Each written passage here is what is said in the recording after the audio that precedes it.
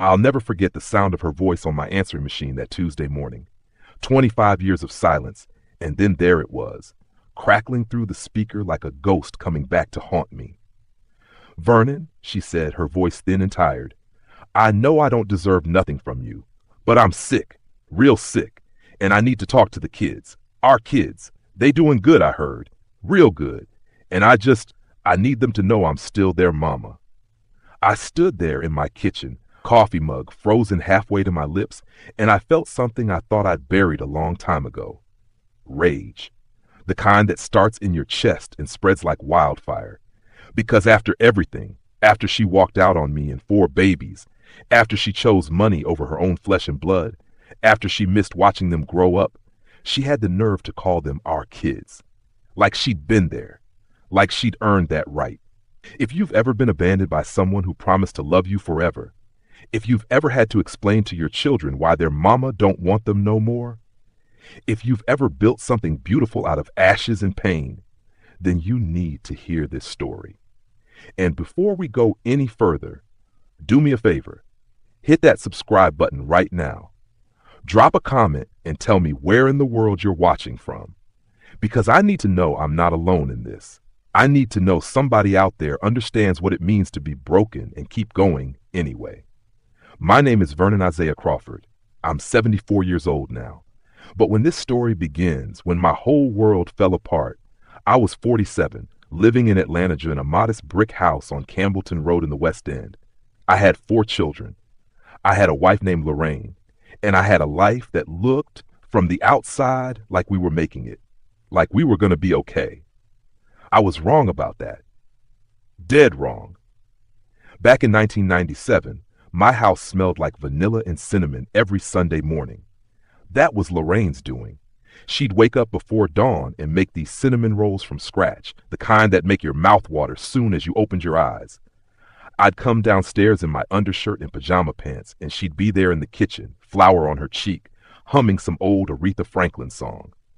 The kids would stumble down one by one, sleep still in their eyes, and we'd all sit around that scratched-up wooden table like we were the richest family in Atlanta. We weren't rich, not even close. I worked as a maintenance supervisor at Grady Memorial Hospital, pulling 50-hour weeks to keep the lights on and food on the table. Lorraine worked part-time at a salon on Martin Luther King Jr. Drive, doing hair 3 days a week. Between us, we made just enough to get by, just enough to keep our heads above water, but we were happy. At least, I thought we were. I thought the way she smiled at me across the table meant something. I thought the way she kissed me goodbye every morning meant we were solid. I thought a lot of things that turned out to be lies I was telling myself. Our children were everything to me. First came Anthony, we called him Tony, born in 1982. He was 15 in 1997, tall and skinny with my eyes and his mama's smile. Quiet kid, the kind who'd rather read a book than talk to people. Then came the twins, Marcus and Maya, born in 1984.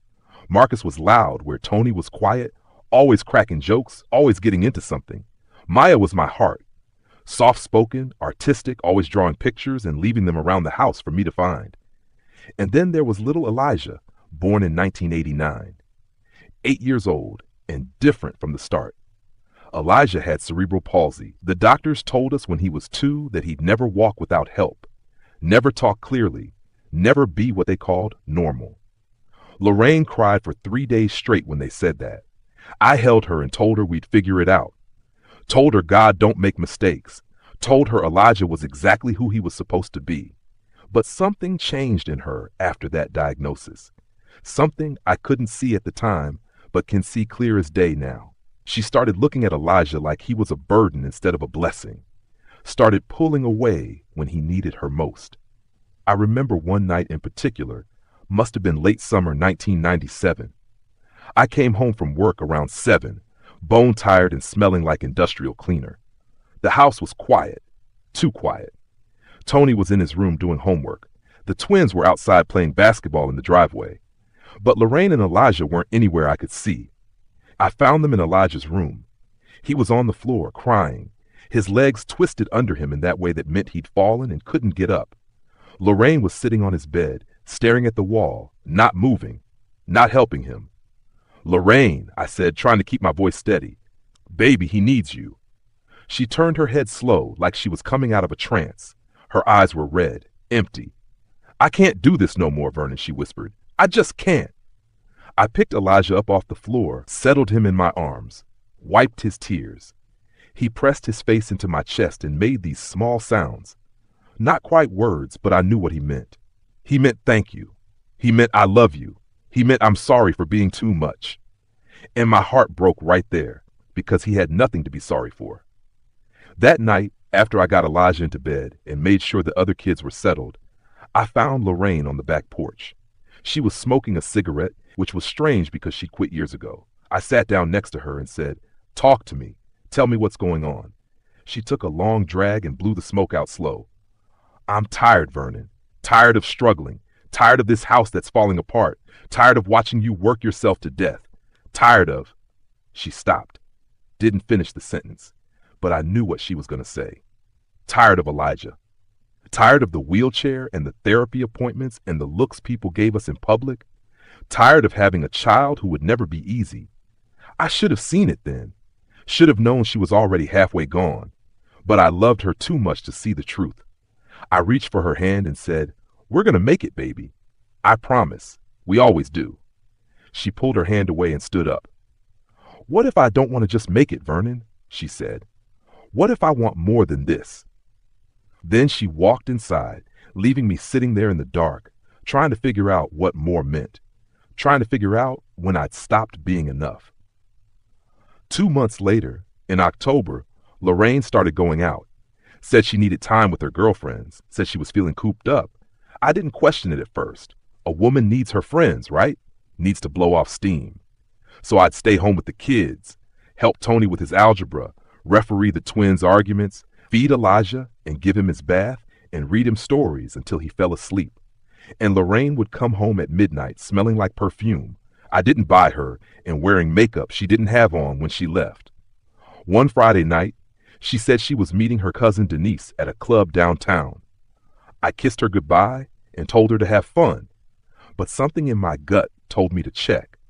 So after the kids were in bed, I called Denise. She picked up on the second ring. "Hey, Vernon, what's up?" I asked if Lorraine was there. There was a pause, a long one. Then Denise said, "Lorraine? No, I haven't seen her in weeks." "Why?" My stomach dropped. I made up some excuse and hung up. I sat on the couch staring at the front door until 2 a.m. when her headlights finally pulled into the driveway. She came in quiet, trying not to wake anybody, but I was sitting right there in the living room with one lamp on. She jumped when she saw me. "Vernon, you scared me," she said, her hand on her chest. I stood up. "Where were you?" I asked. My voice was calm, but inside I was screaming. She looked at me like I'd insulted her. "I told you, I was out with Denise." I shook my head. I called Denise. She said she hasn't seen you in weeks. The color drained from Lorraine's face. She opened her mouth, closed it, opened it again, and then she said the words that changed everything. "I was with someone else," just like that. No buildup, no apology, just the truth, cold and sharp as a knife. I felt the room spin, felt my knees go weak. I sat back down because I couldn't stand anymore. "Who?" I said. My voice cracked. She looked away. "His name is Sterling. Sterling Mathis. He owns some car dealerships. I met him at the salon." I felt something inside me shatter. "How long?" I asked. She didn't answer at first. Then so quiet I almost didn't hear it. 6 months. 6 months. Half a year of lies. Half a year of her coming home to me and our kids after being with another man. I put my head in my hands. I wanted to scream, wanted to cry, wanted to break something. But all I could do was sit there. Finally, I looked up at her and said, "So what now?" She took a breath. "He wants me to move in with him. He's got a house in Buckhead. He's got money, Vernon. Real money. He can give me things you never could." I stood up then, looked her dead in the eyes. "And what about your kids?" I said, "What about them?" She looked down. And when she spoke again, her voice was so small I almost didn't recognize it. "I can't take them with me. He doesn't want kids, especially not." She trailed off. But I knew, especially not Elijah, especially not a child with special needs, especially not a child who required more than she was willing to give. I felt rage then, pure, burning rage. "So you're just going to leave them?" I said. "Just walk away like they don't exist?" She looked at me with tears in her eyes, but they weren't real tears. They were tears of guilt, not grief. I never wanted this life, Vernon, she said. I never wanted to struggle. I never wanted. She stopped. Say it, I said. Say what you really mean. She looked at me, and she said it. I never wanted Elijah. The words hung in the air like poison. I wanted to hit something, wanted to put my fist through the wall, but I didn't. I just stood there, shaking, trying to keep myself together. Get out, I said. My voice was low, dangerous. Get out of my house. She grabbed her purse and walked toward the door. Then she turned back and said, I'll come get my things tomorrow. I shook my head. Don't bother. I'll put them on the porch. And don't you ever come back here. You hear me? Don't you ever show your face around my kids again. She left. The door closed. And I stood there in the living room, alone, listening to the sound of her car pulling away. That's when I heard a noise behind me. I turned around and saw Tony standing at the bottom of the stairs. His face was wet with tears. Dad, he said. His voice was so small, so broken. And I knew he'd heard everything. I walked over to him and pulled him into my arms. He sobbed into my chest, and I held him tight. It's gonna be okay, I whispered, but I didn't believe it. I didn't believe anything anymore. I didn't sleep that night. Couldn't. I sat in the living room with all the lights off, staring at the wall, trying to figure out how I was going to tell my other kids that their mama wasn't coming back. The twins were 13. Elijah was 8. How do you explain to children that the woman who gave birth to them chose a man with money over them? How do you tell them they weren't enough to make her stay? I didn't have answers. All I had was a knot in my stomach and a weight on my chest that felt like it was crushing me. When the sun came up, I made breakfast, pancakes and eggs. My hands were shaking so bad I burned the first batch, but I kept going because I needed something to do, something normal. Tony came downstairs first. His eyes were swollen from crying and he didn't say a word, just sat at the table and stared at his plate. Then came Marcus and Maya, loud and arguing about something I couldn't even focus on. And then came Elijah, rolling into the kitchen in his wheelchair, that big smile on his face like always. He didn't know yet. None of them did except Tony, and I had to be the one to tell them. I served the food and sat down. My throat felt tight. The twins were talking over each other, something about a basketball game. Maya was doodling on a napkin. Elijah was trying to feed himself, his movements slow and unsteady but determined. And I just watched them, my babies, my whole world, and I thought about how their mama could walk away from this, from them. I cleared my throat. Y'all, I need to talk to you about something. The table went quiet. Marcus looked at me. What's up, Pops? I took a breath. Your mama, she's not coming back. Maya's crayon stopped mid-stroke. Marcus frowned. What you mean she's not coming back? He said. She at work? I shook my head. No, son, she left. Last night? She's with someone else now. The words felt like glass coming out of my mouth. Maya's eyes filled with tears immediately. She left us, she whispered. I nodded. Marcus stood up, his chair scraping loud against the floor. That's bull, he shouted. She wouldn't just leave. His voice cracked. Tony finally spoke up. She did, Marcus. I heard her. I heard everything. Marcus turned to look at his older brother. You knew? Tony nodded. I heard them fighting last night. Marcus's face twisted up, and I saw him trying not to cry. He was 13, trying to be tough, trying to be a man. But he was still a boy, still my boy.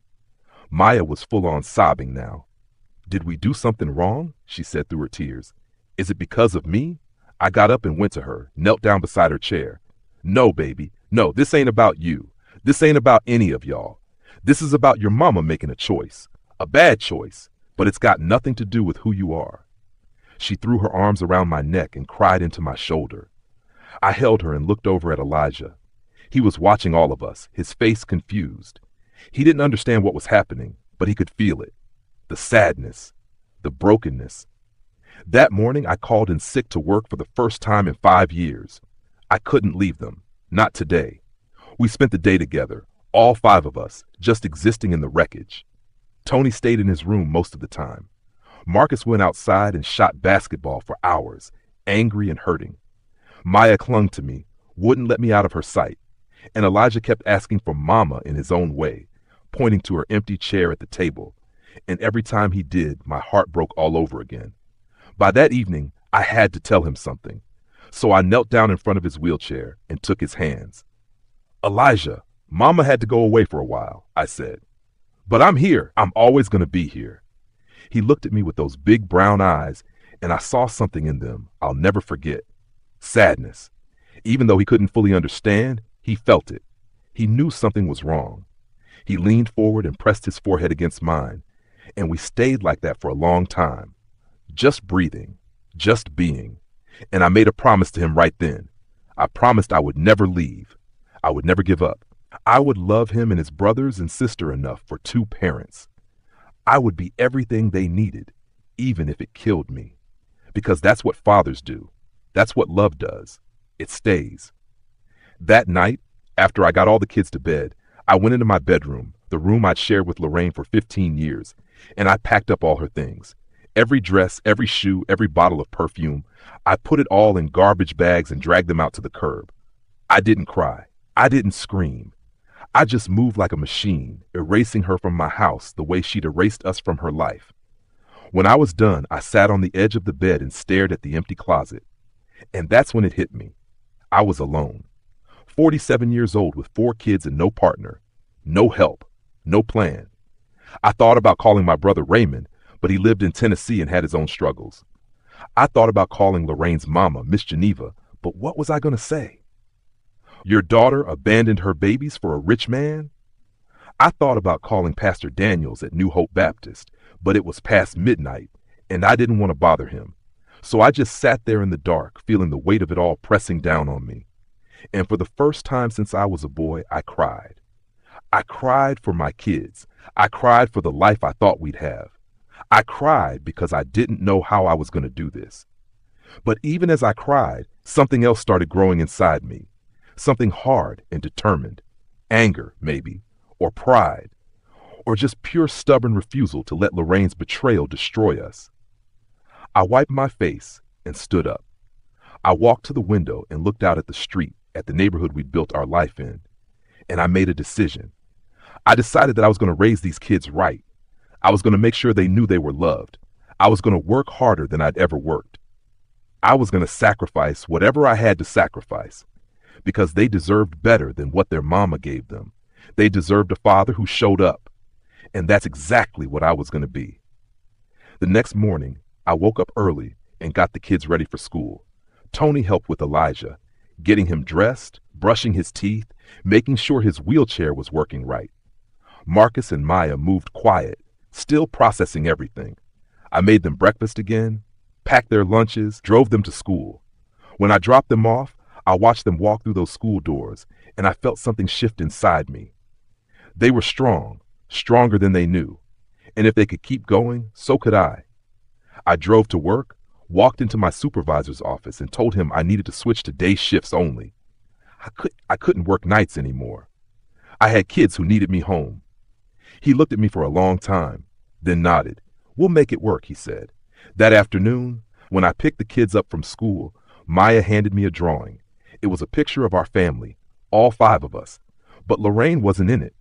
It was just me and the 4 of them, holding hands under a bright yellow sun. At the bottom, in her careful handwriting, it said, "My real family." I looked at that picture and felt tears burning my eyes. "This is beautiful, baby," I said. She smiled at me. "That's us, Daddy. That's who we are now." And she was right. Lorraine had made her choice. Now we had to make ours. We chose each other, and we chose to survive. The first few months after Lorraine left were the hardest months of my life, not because of the work. I'd always worked hard, but because of the questions. The twins asking when Mama was coming back, Elijah crying in the middle of the night, calling for her in his broken way, Tony growing quieter and angrier, shutting himself in his room for hours, Maya drawing pictures of families that looked nothing like ours anymore. I felt like I was drowning, trying to keep 4 heads above water while my own was sinking. Money got tight fast, real tight. I'd switched to day shifts so I could be home with the kids at night, but that meant I was making less. The mortgage was due. The utilities were stacking up. Elijah's therapy sessions cost money I didn't have. I started skipping meals so the kids could eat. Started selling things. Lorraine's jewelry she'd left behind, My old record collection, anything that could get me 50 or $100. My brother Raymond sent me money when he could, but he had 3 kids of his own and a wife who was sick. I couldn't keep asking him. One day I came home from work and found a shut-off notice from Georgia Power taped to my door. Past due. Disconnect in 5 days. I stood there staring at that yellow paper, and something inside me cracked. I sat down on the porch steps and put my head in my hands. How was I supposed to do this? How was I supposed to keep the lights on and feed 4 kids and take care of Elijah's medical needs all by myself? I felt the weight of it crushing me, and for a moment, just a moment, I understood why Lorraine left. Not forgave her, but understood. This life was hard, impossibly hard, and I was drowning in it. That's when I heard a voice. Vernon? You all right, brother? I looked up and saw Deacon Ellis from church standing at the bottom of my steps. He was an older man, maybe 65, with silver hair and kind eyes. I wiped my face quick and stood up. Yeah, I'm good, Deacon. Just tired. He looked at me for a long moment, then at the shut-off notice in my hand. He didn't say anything about it, just reached into his wallet and pulled out $300 bills. Here, he said, pressing them into my hand. Don't argue with me. Take it. I tried to give it back, told him I couldn't. He closed my fingers around the money. Yes, you can, he said, and you will, because those babies in there need you, and you need help. Ain't no shame in that. I broke down right there on my porch. A grown man, 47 years old, crying in front of a church deacon. He put his hand on my shoulder and said, Listen to me, Vernon. You ain't in this alone. You hear me? The church is your family. We're going to help you, but you got to let us. I nodded, unable to speak. After he left, I went inside and paid the light bill. And that night, for the first time in weeks, I slept a little better. Not because the money fixed everything, but because I realized I didn't have to carry this alone. There were people who cared, people who saw me struggling and wanted to help. The next Sunday, Pastor Daniels called me up during service. I didn't know what for, but I went. He stood at the pulpit and told the whole congregation what I was going through. Told them Lorraine had left. Told them I was raising 4 kids by myself. Told them one of my children had special needs. And then he said, This is our brother, and we don't let our brothers fall. By the end of that service, people were lining up to help. Sister Maxine said she'd bring groceries every week. Brother Curtis offered to fix my car for free. Sister Joanne, who used to be a nurse, said she'd help with Elijah's care. And Pastor Daniels told me the church would cover Elijah's therapy costs for the next 6 months. I stood there, overwhelmed, as person after person came up and hugged me, pressed money into my hands, offered to babysit or cook or help however they could. Tony was standing next to me, and I saw tears running down his face. Not sad tears, grateful ones, because he was seeing what I was seeing, that we weren't alone, that people still cared, that love existed outside the walls of our broken home. When we got back to the house that afternoon, I gathered my kids in the living room. I looked at each of them, Tony, Marcus, Maya, Elijah, and I said, We're going to make it. You hear me? We're going to make it. But even with help, the days were long. I'd wake up at 5 a.m. to get Elijah ready, bathed, dressed, fed, into his wheelchair. Then I'd wake the other 3, make breakfast, pack lunches, get them all to school. Then I'd rush to work, put in 8 hours of hard labor maintaining the hospital's HVAC systems and plumbing. Then I'd pick the kids up, take Elijah to therapy, help with homework, make dinner, give baths, read stories, and finally, around 10 p.m., I'd collapse into bed, only to wake up at 5 a.m. and do it all again. There were no breaks, no time for me, no time to grieve or heal or even think. I was just surviving, just moving from one moment to the next. Tony tried to help as much as he could. He was 16 by then, and he'd taken on the role of second parent without me even asking. He'd help Elijah with his homework, referee fights between the twins, make sure everyone got to bed on time.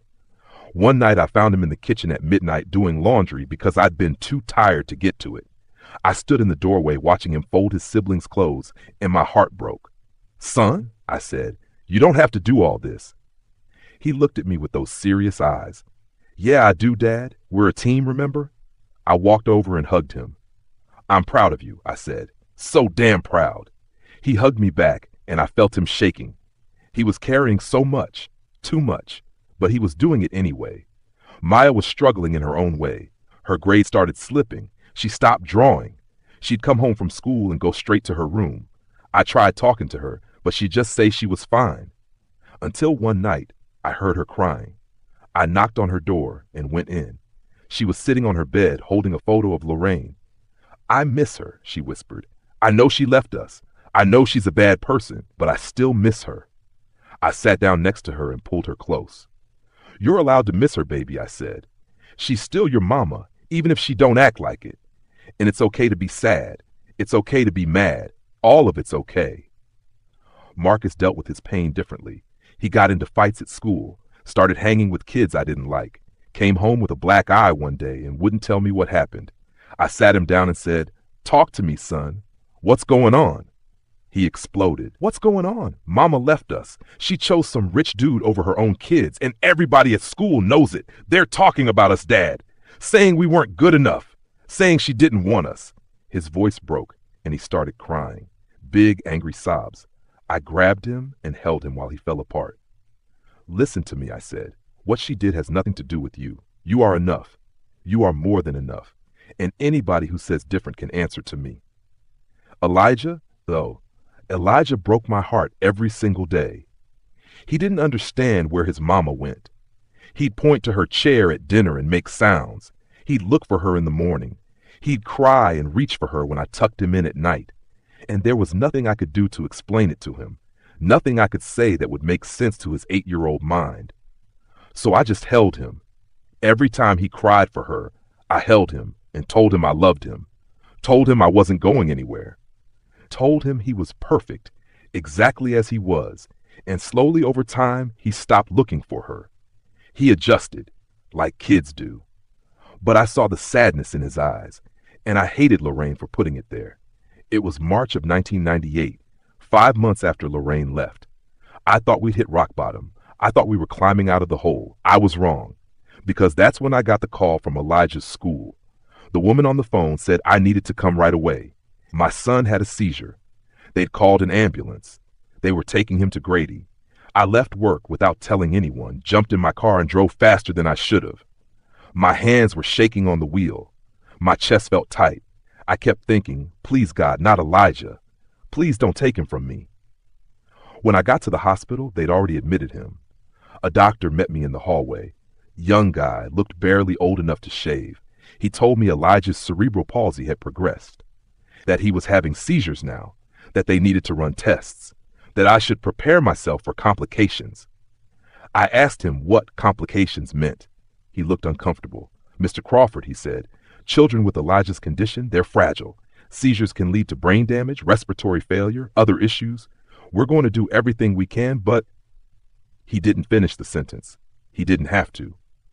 I understood. My son's life was hanging by a thread, and there was nothing I could do about it. I sat down in the waiting room and put my head in my hands, and I prayed harder than I'd ever prayed in my life. They kept Elijah overnight for observation. I called my neighbor, Miss Betty, to stay with the other kids, and I stayed at the hospital. I sat in a chair next to his bed and watched him sleep, his little chest rising and falling, the machines beeping around him, his face so peaceful, like he wasn't fighting for his life. I held his hand and whispered to him, told him stories, sang him songs, told him about all the things we were going to do when he got better, even though I didn't know if he would get better, even though I was terrified I was going to lose him. Around 3 a.m., he opened his eyes and looked at me. Really looked at me. He couldn't talk, but his eyes said everything. They said, "I'm scared." They said, "Don't leave me." They said, "I love you." I squeezed his hand and said, "I'm right here, buddy. I'm not going anywhere." He smiled, just a little one, and closed his eyes again, and I broke. Silent tears running down my face, shoulders shaking, trying not to make noise because I didn't want to wake him. I was so tired, so scared, so alone. The next morning, they released him with a bag full of new medications and a list of instructions that made my head spin. They told me to watch for warning signs, to bring him back immediately if he had another seizure, to keep him calm and stress-free. I wanted to laugh. Stress-free? How was I supposed to keep an 8-year-old stress-free when his whole world had fallen apart? when his mama had abandoned him, when his daddy was barely holding it together. But I nodded and said I'd do my best, and I took my son home. Over the next few months, Elijah's health became my full-time obsession. I learned how to give him his medications at exact times, learned how to recognize the warning signs before a seizure, learned how to position him so he wouldn't hurt himself if one came. Tony helped when he could, but he was 17 now and applying to colleges. I didn't want this to be his burden. Marcus and Maya tried to be quiet around Elijah, tried not to upset him, but they were kids, and kids make noise. And sometimes that noise would set him off, and he'd have a seizure, and we'd all panic. One night in May, we were all at the dinner table. I'd made spaghetti, Elijah's favorite. He was trying to feed himself, his movements slow and unsteady but proud. Marcus and Maya were arguing about something stupid, whose turn it was to do dishes, I think. Their voices got louder, and then I saw it. Elijah's hand stopped moving. His eyes rolled back. His body went stiff. "No," I said, standing up so fast my chair fell over. "No, no, no." I ran to him, caught him as he started convulsing. Tony was already calling 911. Maya was screaming. Marcus was frozen. The ambulance came. They took him again. And again, I rode with him, holding his hand, begging God not to take him from me. This time, when we got to the hospital, the doctor was more serious. He said the seizures were getting worse. Said we needed to consider long-term care options. Said Elijah might not make it to adulthood. I looked at that doctor and said, "Don't you tell me my son ain't gonna make it. Don't you dare." He put his hand on my shoulder. "I'm sorry, Mr. Crawford. I wish I had better news." I shrugged him off and walked away before I said something I'd regret. Elijah survived that night, and the next seizure, and the one after that. But each one took something from him. He got weaker, quieter, his smile came less often, and I watched my baby boy slip away piece by piece, and there was nothing I could do to stop it. Nothing except love him. So that's what I did. I loved him with everything I had, every moment I could. Because I didn't know how many moments we had left. By the summer of 1998, I was running on empty. Completely empty. I'd lost 20 pounds I didn't have to lose. I wasn't sleeping more than 3 or 4 hours a night. I'd catch myself zoning out at work, missing what people were saying to me, forgetting simple things. My supervisor pulled me aside one day and said, "Vernon, you need to take some time off. You're going to kill yourself at this rate." I told him I couldn't. Who would take care of my kids if I took time off? Who would make sure Elijah got his medication? Who would drive them to school and cook their meals and hold them when they cried? There was nobody else, just me. So I kept going, but the cracks were showing.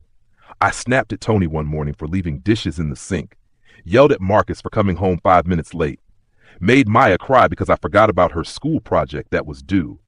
I saw the hurt in their eyes, saw them pulling away from me, and I hated myself for it. They didn't deserve my anger. They were just kids trying to survive the same storm I was. But I didn't know how to stop, didn't know how to be gentle when I was breaking inside.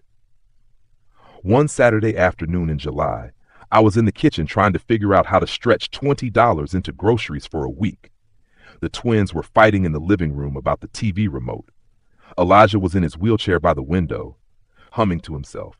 Tony was upstairs, door closed, music playing loud. I felt a headache building behind my eyes, felt my hands start shaking, and then Marcus said something, I don't even remember what, and I just exploded.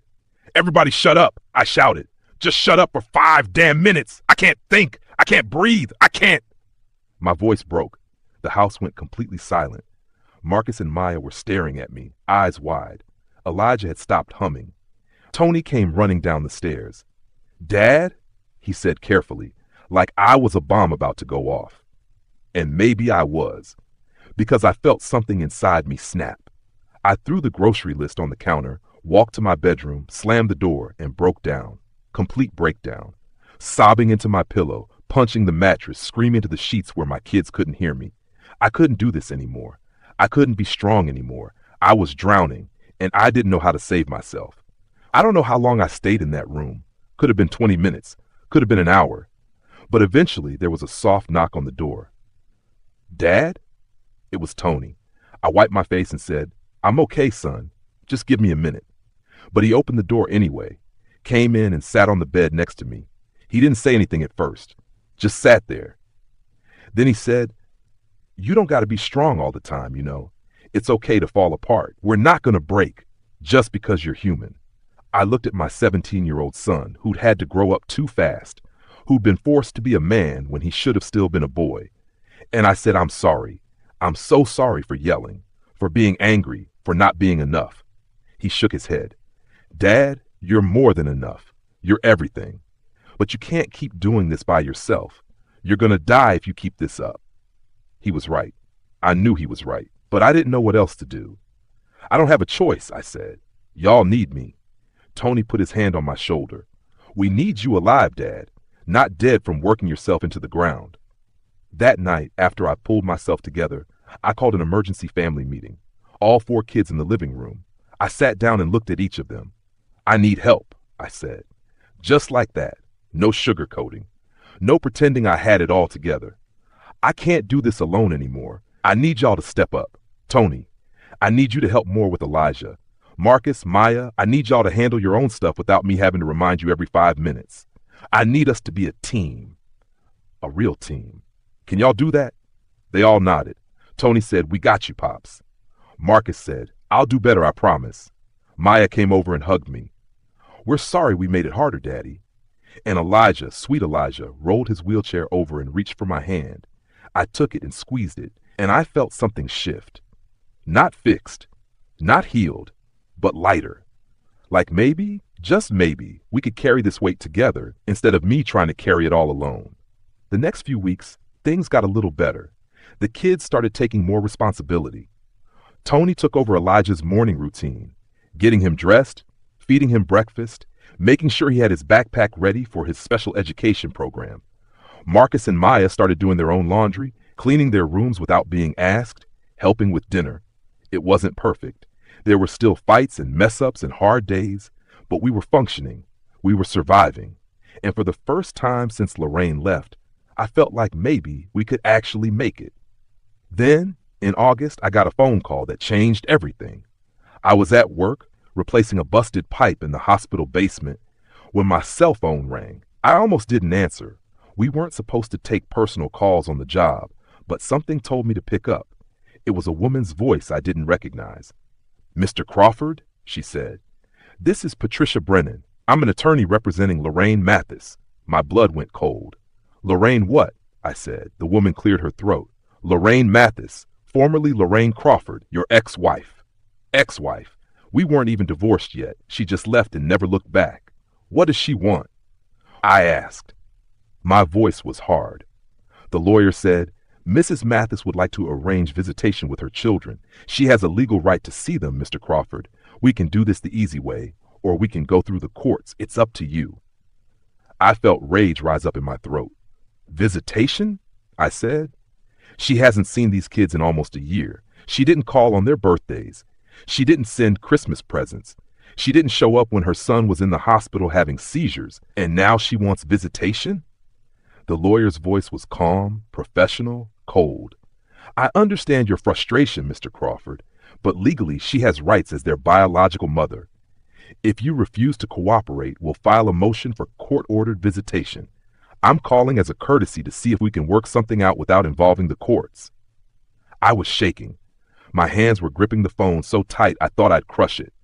"You tell Lorraine," I said slowly, "that if she wants to see these kids, she can explain to them herself why she left.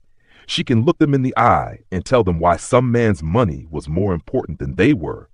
And if she can do that, if she can face what she did, then maybe we'll talk about visitation.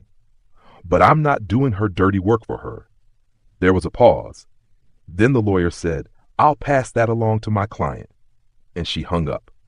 I stood there in that basement, pipe wrench in my hand, water dripping somewhere behind me, and I felt like I was going to throw up. After everything, after leaving us, after breaking our hearts, after choosing Sterling Mathis and his money over her own children. Now she wanted back in? Now she wanted to play mama? I didn't know what her game was, but I knew it wasn't about love. Lorraine didn't do anything unless there was something in it for her. That night, I didn't tell the kids about the call. I didn't want to upset them. didn't want to drag them back into the nightmare they were just starting to heal from. But I couldn't sleep. I lay in bed staring at the ceiling, thinking about what Lorraine might be planning, wondering if she'd actually show up, wondering if she'd try to take the kids from me, wondering if a judge would side with her because she was their mother, even though she'd abandoned them.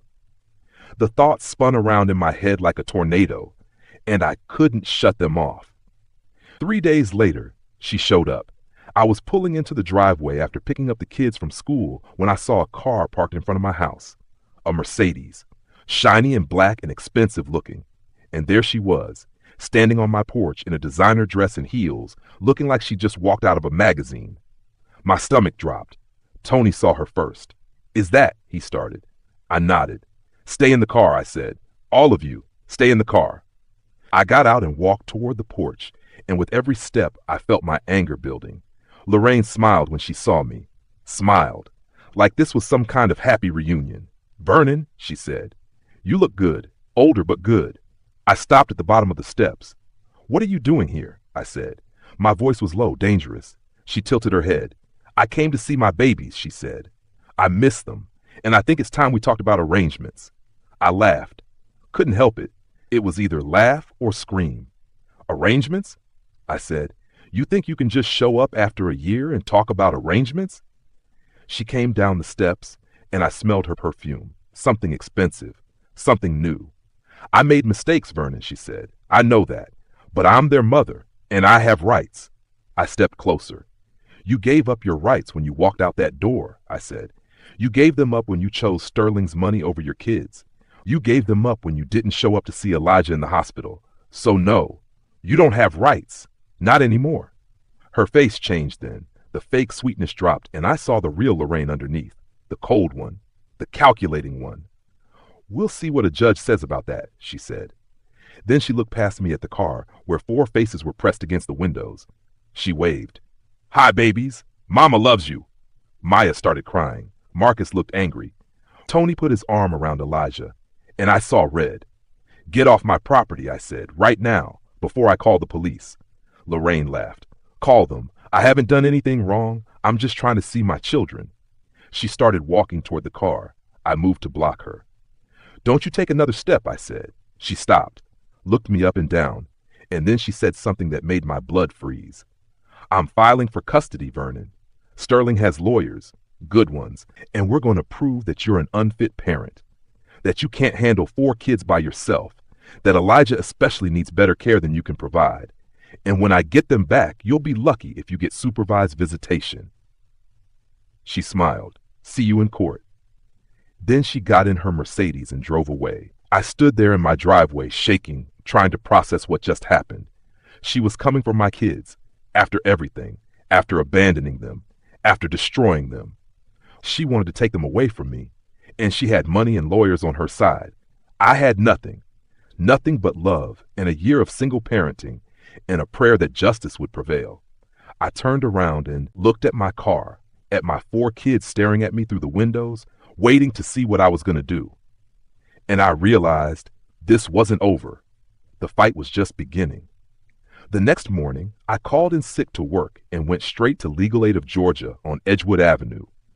I sat in a waiting room with peeling paint and fluorescent lights that buzzed too loud, holding a manila folder with every document I could think of. Birth certificates, school records, Elijah's medical files, bank statements showing I paid for everything. When they finally called my name, I met with a lawyer named Sandra Morrison. She was a black woman in her 50s with short gray hair and eyes that had seen too much suffering. I told her everything about Lorraine leaving, about raising the kids alone, about Elijah's condition, about Lorraine showing up with threats and lawyers.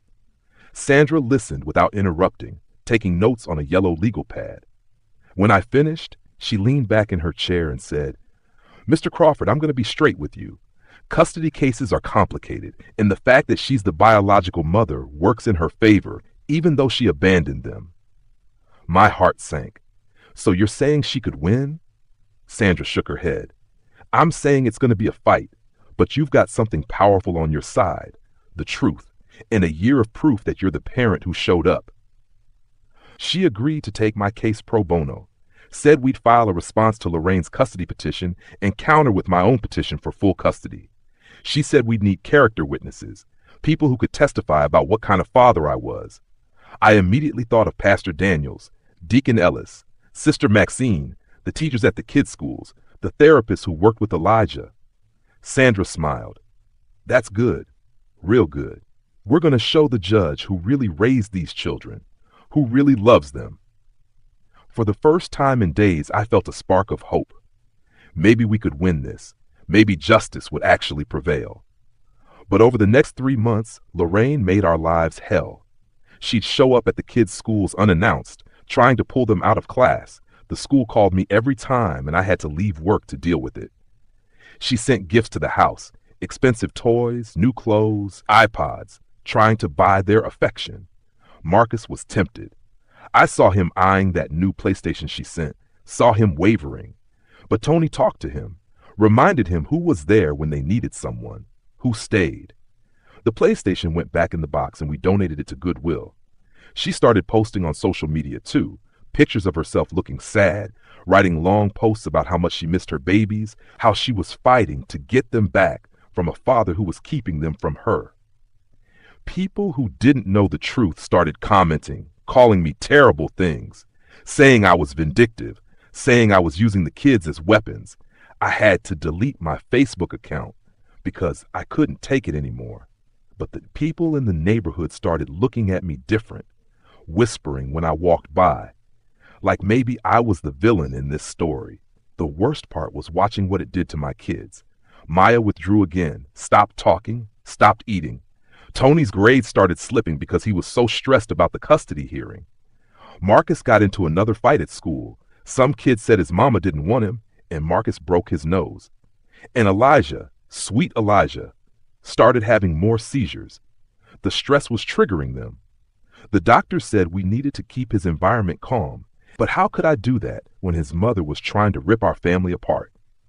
One night in November, 2 weeks before the custody hearing, I sat all 4 kids down. I needed to know what they wanted, needed to hear from them. Listen, I said, I need y'all to be honest with me. Your mama's fighting for custody, and the judge is going to want to know what you want, where you want to live, who you want to be with, and I need to know the truth. Tony spoke first. I want to stay with you, Dad. End of story. Marcus nodded. Same. I don't want nothing to do with her.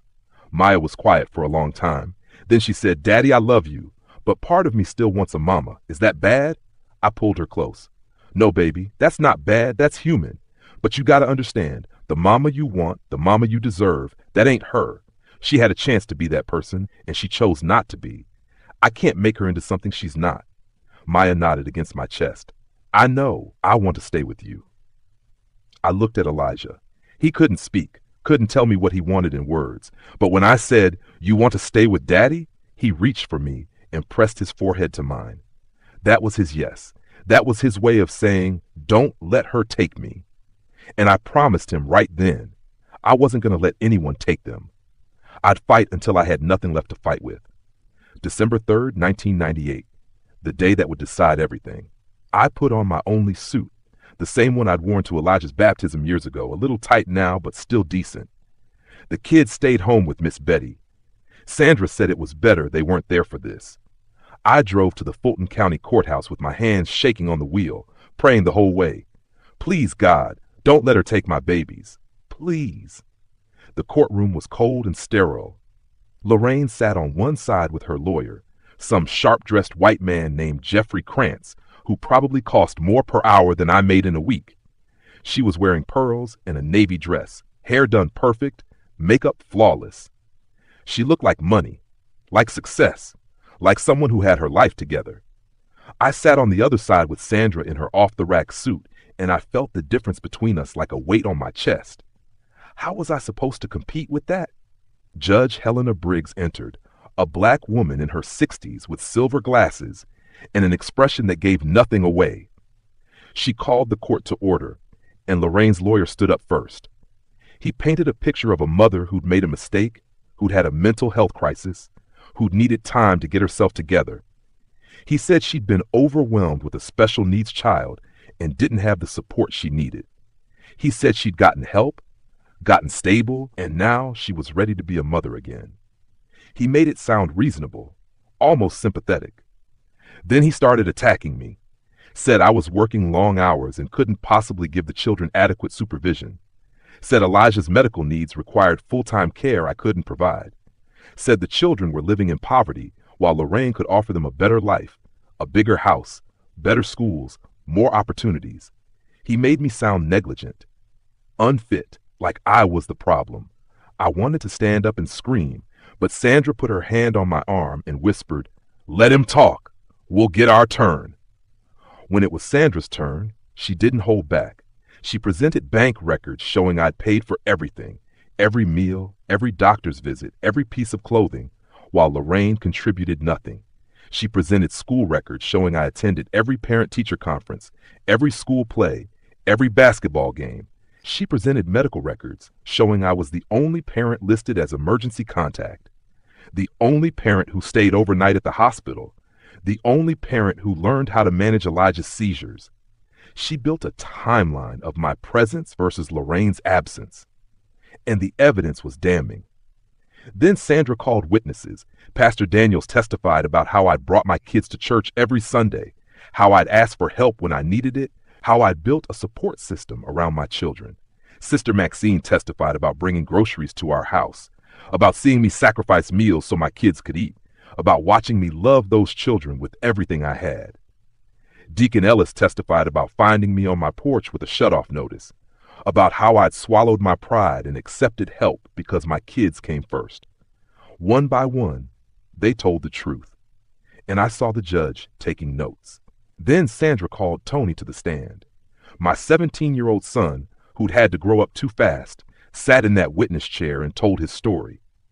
My mom left on my sister's birthday, he said, his voice steady but his eyes wet. She walked out the door and didn't look back. My dad worked 2 jobs to keep us fed.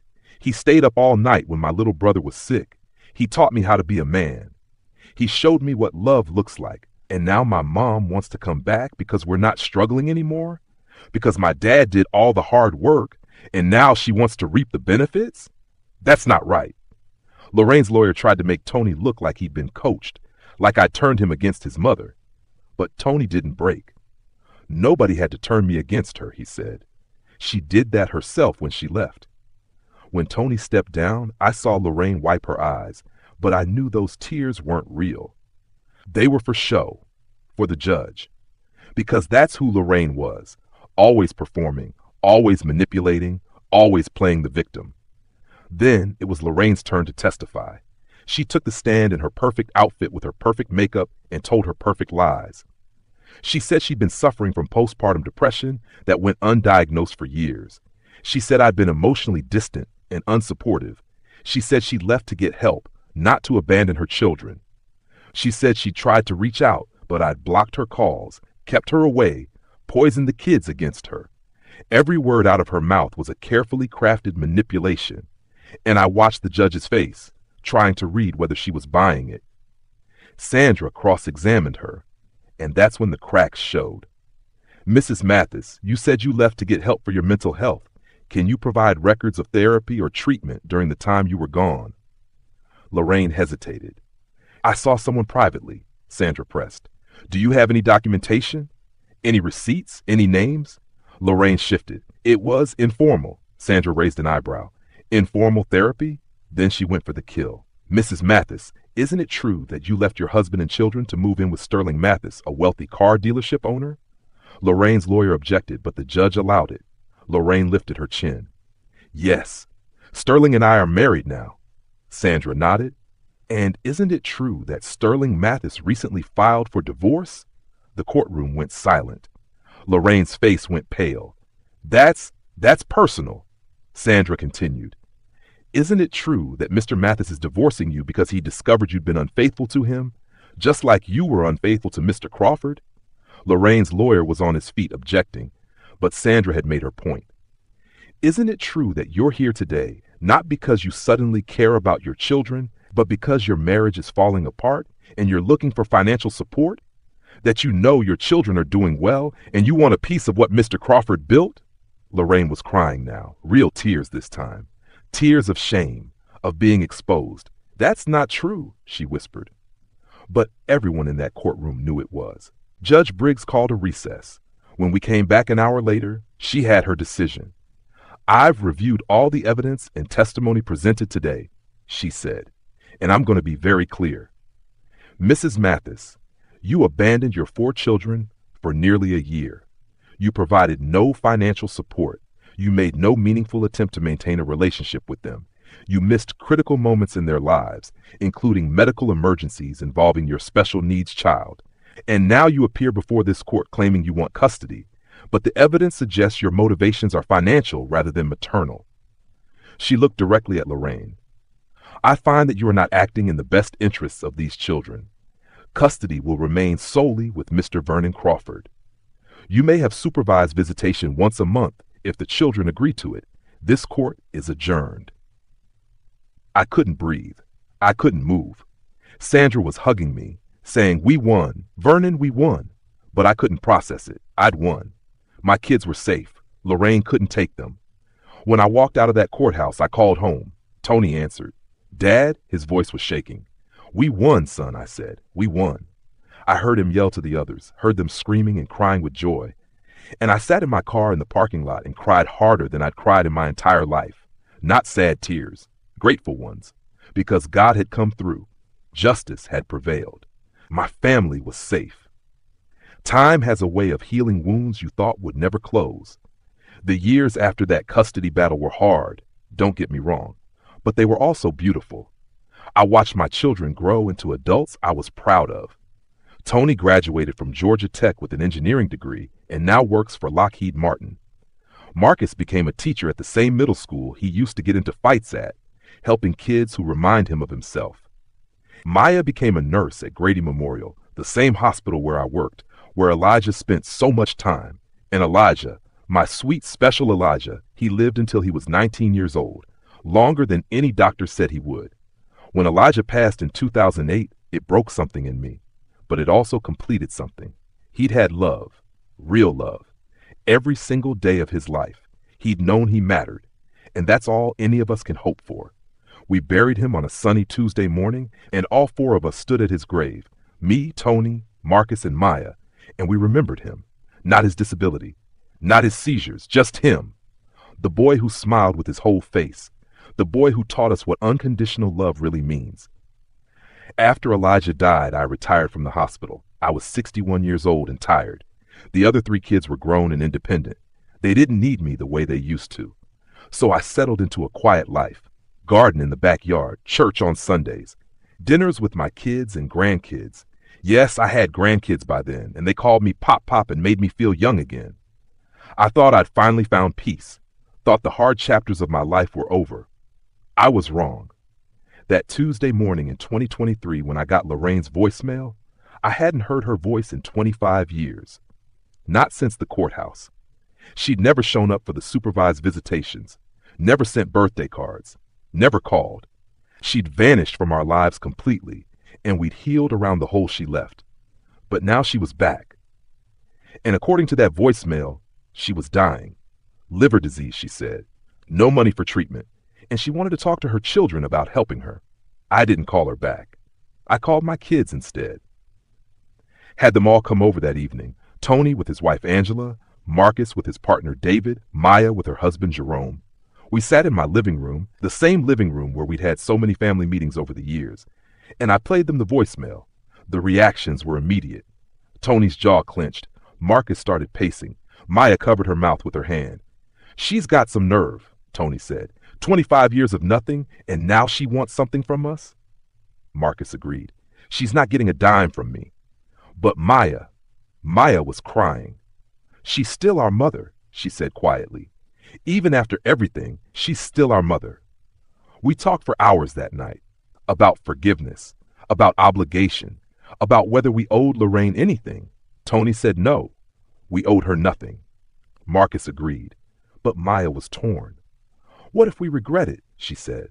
"What if she dies and we could have helped and we didn't?" I understood her struggle. I'd raised them to be compassionate, to help people in need, but I'd also raised them to protect themselves from people who'd hurt them. "Baby," I said to Maya, "you gotta decide what you can live with. But don't let guilt make your decision. Guilt is a liar. A week later, Lorraine showed up at Tony's house.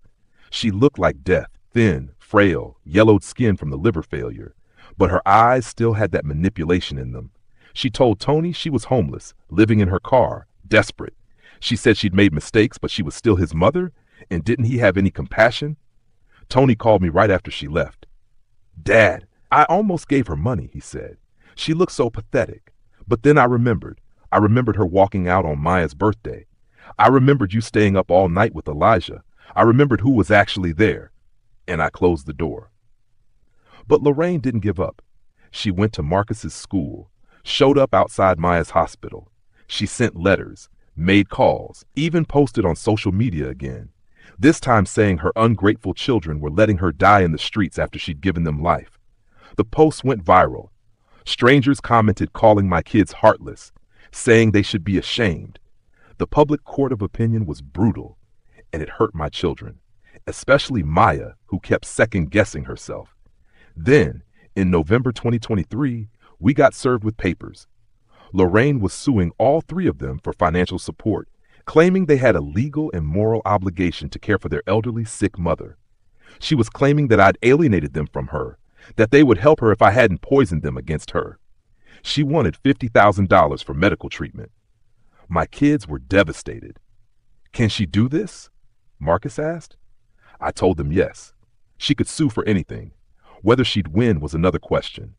We hired a lawyer, and we prepared to fight one more time. The trial was set for March 2024.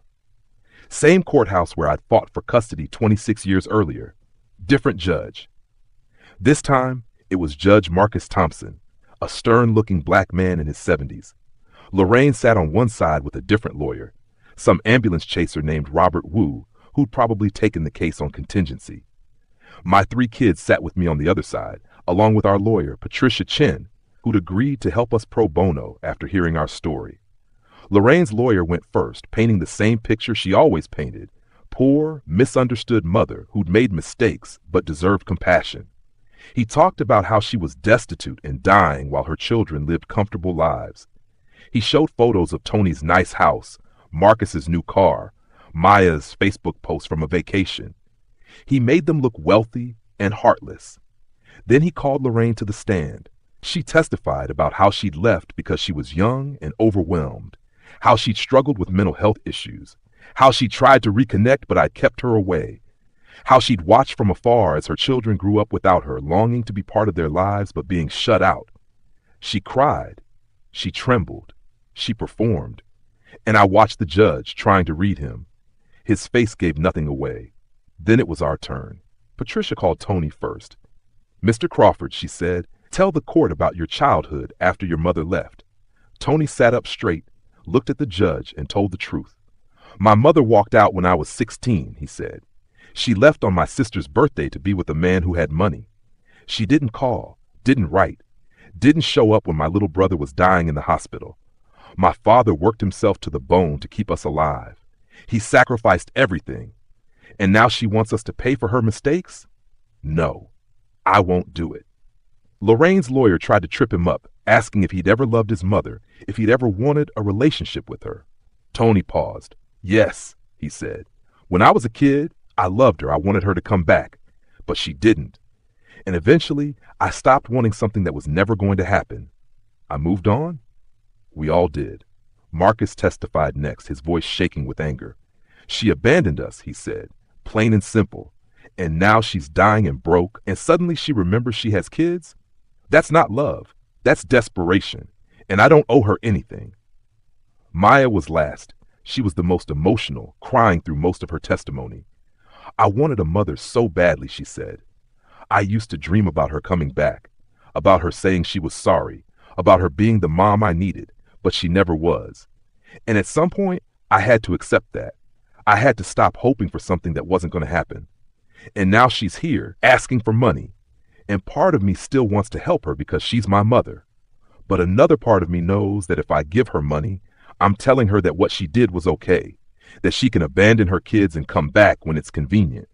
And I can't do that." Then Patricia called me.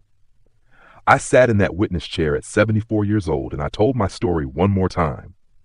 I told them about raising 4 kids alone, about working multiple jobs, about learning how to care for Elijah's medical needs, about the church community that saved us, about fighting for custody, about building a life out of ashes. And when Patricia asked me if I thought Lorraine deserved financial support from her children, I looked right at the judge and said, "No, sir, she doesn't, because she didn't earn it. You don't get to abandon your kids and come back 25 years later expecting a reward."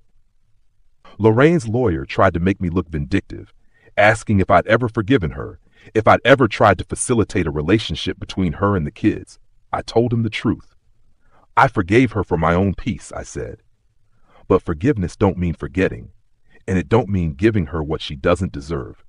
She made her choice in 1997, and we've lived with the consequences. Now she needs to live with hers. When I stepped down, I felt lighter. Like I had finally said everything I needed to say. Judge Thompson took a brief recess. When he came back, his face was hard. "I've listened to all the testimony today," he said, "and I want to make something very clear. This court does not exist to reward bad behavior. Mrs. Mathis, you abandoned your 4 children in 1997. You provided no support, financial or emotional, for 26 years. You missed every milestone, every struggle, every triumph. You were not there when your special needs child died. You were not there when your children built their lives from scratch. And now, because you're sick and broke, you want them to support you. The answer is no." He looked at my kids. Mr. Crawford, Miss Johnson, you 3 have no legal obligation to support a parent who was never truly a parent to you. This lawsuit is dismissed. Furthermore, I'm issuing a restraining order preventing Mrs. Mathis from contacting any of you for the next 5 years. If she violates this order, she'll be held in contempt. This court is adjourned." The gavel came down, and it was over. Finally, truly over. We walked out of that courthouse into the spring sunshine, and my kids, my beautiful, strong kids, they hugged me. We stood there on the courthouse steps, holding each other, and I felt something I hadn't felt in 26 years. Complete peace. Not because we'd won, but because we'd finally closed a chapter that should have ended decades ago. Lorraine couldn't hurt us anymore. She couldn't come back. She couldn't demand anything. We were free. 2 months later, I got a call from a hospital in Savannah. Lorraine had been admitted. End-stage liver failure. She'd listed Maya as her emergency contact, even though the restraining order said she couldn't contact us. The nurse said she was asking for her children, asking if they'd come say goodbye. I called Maya first. She was at work, and I could hear the exhaustion in her voice when she answered. "Dad?" I told her about the call. There was a long silence. Then she said, "I'm not going. Is that wrong?" "No, baby," I said. "It's not wrong. You get to decide who deserves your time, who deserves your grief, and you don't owe her a goodbye she never gave you." Maya was quiet for a moment.